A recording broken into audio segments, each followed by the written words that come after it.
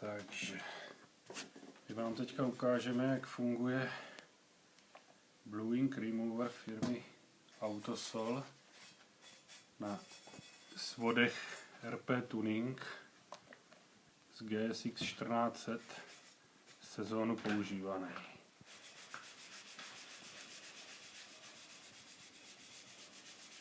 To pouze Blue Ink Remover a houbička na nádobí.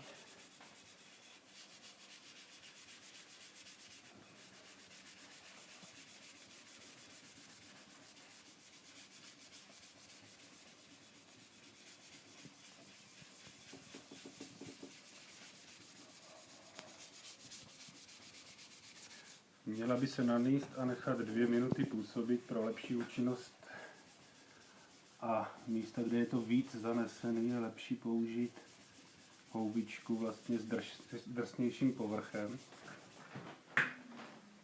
Ukážu vám, jak to funguje za chvilinku.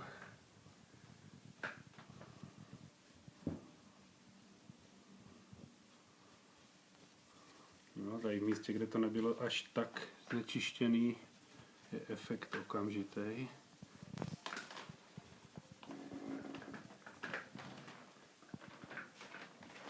Blue Ink odstraní zapálení, ale nedodá lesk, na to je ideální věc Metal Polish.